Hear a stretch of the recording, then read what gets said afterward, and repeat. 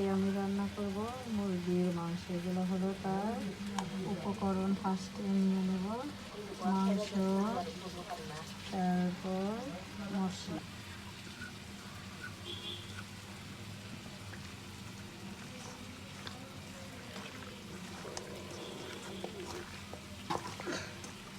সুন্দরভাবে মাংসগুলো মাখায় নেব।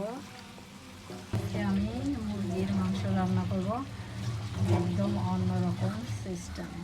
ফার্স্টে সুন্দরভাবে প্যানের ভেতরে তেল দিয়ে দেব।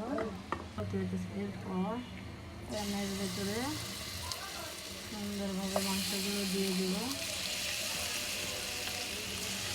এগুলো ভেজে ভাজার জন্য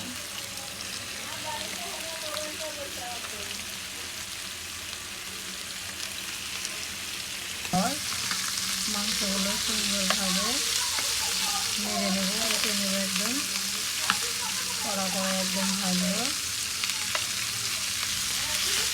এভাবে মাংসগুলো ভাজা মাংস একটা পাত্রে ঢেলে রাখবো। এরপর তেল দিয়ে দেব।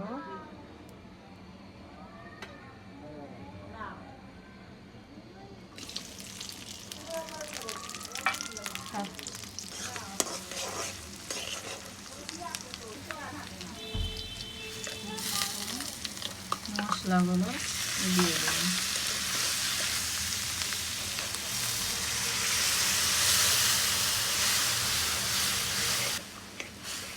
এরপর ভাজি মাংসগুলো সুন্দরভাবে ঢেলে দেব।